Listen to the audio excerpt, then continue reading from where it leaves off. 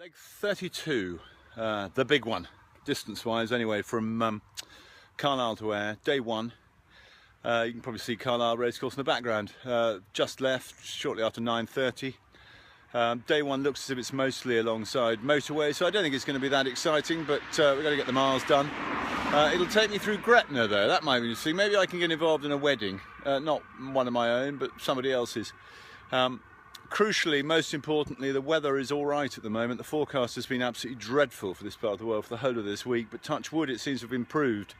And I know that most of the south of England and the southwest of England is getting absolutely drenched at the moment, but touch wood, we're dry for the moment. Long may it continue. If it does rain, it rains. I'm fully expecting it, and we'll just get on with it for the moment. Walk on. Yeah. Day two, I'm about a mile or so in, and the weather is once again being very kind. I think further south it's absolutely horrible, but I appear to have got very lucky again today. It was almost completely dry yesterday, a little bit of rain towards the end of the day, but no complaints at this end. Managed to get a good chunk done yesterday, about 31.5 miles.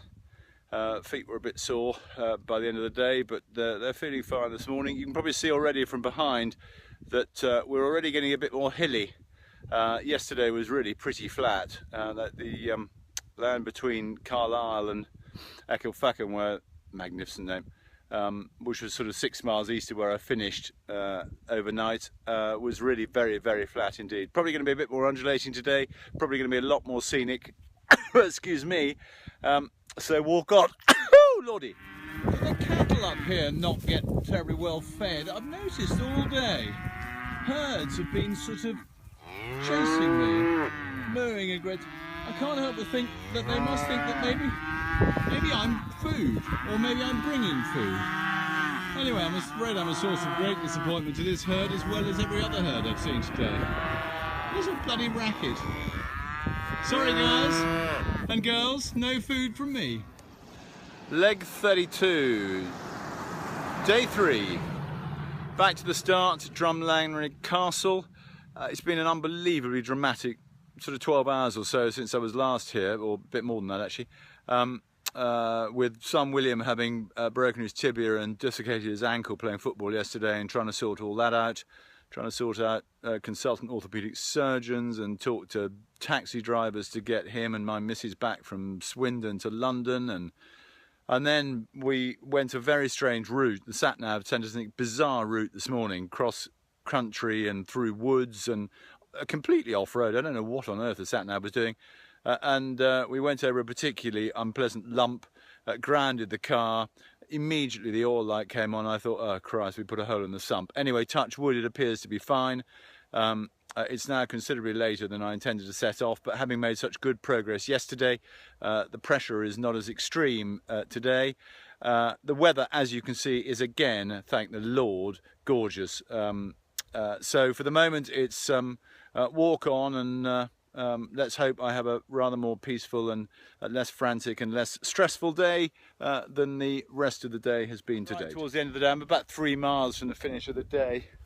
I'm above this very spectacular valley, as you can see. Actually, I have to say the only reason I'm here is because I took a diversion off the route as outlined to me, because I was alongside the A76, which is a pretty busy road without an awful lot of verge or pavement or anything like that, and I just didn't really feel very comfortable there, so moved off, and this is my reward, and I think all in all it's not a bad reward.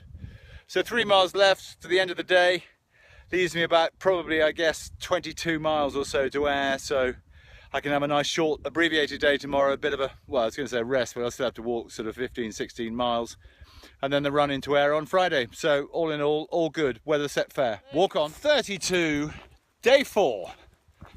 Actually the afternoon of day 4, because I made such good progress in the first 3 days that I got a lie-in this morning and got about 14 or 15 miles, I guess, to do today, leaving 5 or so for tomorrow. And I have company today in the form of George, great mate and supplier of gardening services to Colonel Collins, who is an exceedingly experienced walker, having done Land's End to John O'Groats a couple of years back, which is no small feat, and great racing fan.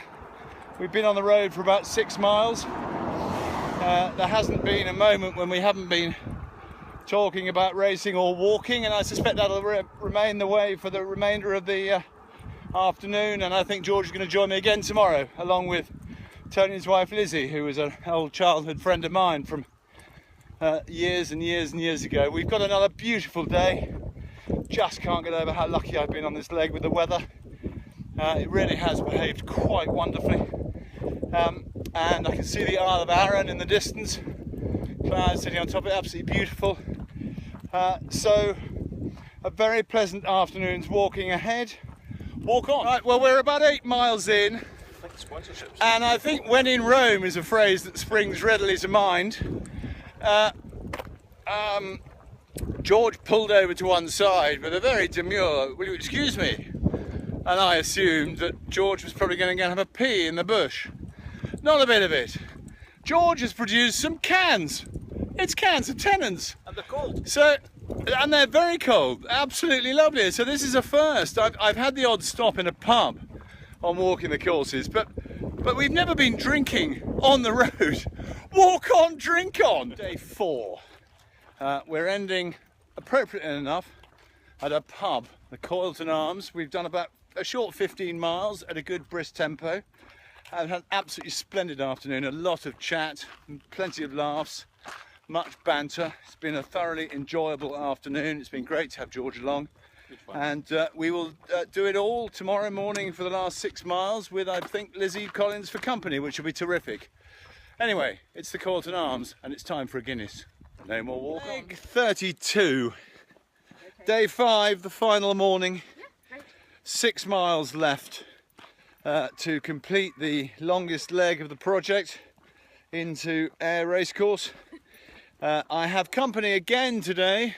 George, who was out with me yesterday with his cans of Tennent's, strategically located in a ditch en route, which was simply magnificent.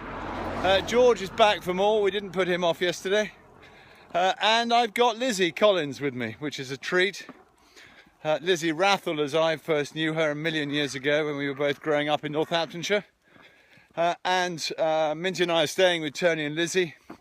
We had the most marvellous evening last night. Shrimps, grouse, I had 2 of them. Raspberries, some magnificent wine. And some port, which I don't generally drink because as a rule I like it but it doesn't like me. But when a bottle of port is put on the table that's older than I am, I think it would be very rude and silly not to. So I did, and I'm delighted to say that because it was so good, it didn't mind me. And this morning I'm feeling sharp and bright and bushy-tailed and full of stomach and ready to take on this last 6 miles to Ayr, have a bit of time at Ayr, and then set off on the next leg to Hamilton this afternoon, because today being Friday I have to be at Hamilton by Sunday lunchtime for their meeting on Sunday afternoon. It's about 45 miles, so I need to get cracking on with leg 33, but for the moment let's concentrate on leg 32. Walk on. Just past a bit of a landmark. It's a unique landmark actually for walking the courses, not just to date but for the whole thing. Having done 2.6 miles this morning, that now takes me to 100 miles for this leg. I've done 97.4 as of the close of play yesterday when we drew stumps in the pub. So 2.6 this morning, it's 100 miles, which is a fairly bizarre thought really. Still got about 4 to go. I can see Ayr in the distance, I can see Arran beyond it, I think. Is that right? Yes. And so we'll probably be about 104, 105 by the time we finish, but it's good to have cracked this one. I'm very relieved to have this one out of the way. Walk on. So this is it, the end of leg 32, the end of 105 miles from Carlisle, the end of the longest leg. Frankly, a massive relief. I've got Minty, I've got Lizzie, I've got George who walked with me yesterday, and I've got Tony who said he was going to join us at what he said was the distance. Now, to me, the distance is the furlong pole. Tony was about, I suppose, a fifth of the distance. Tail dwarf. He was, but it's very good to see him. So last 10 yards, this is it, end of leg 32, leg 33 starting this afternoon. I can declare leg 32 finished.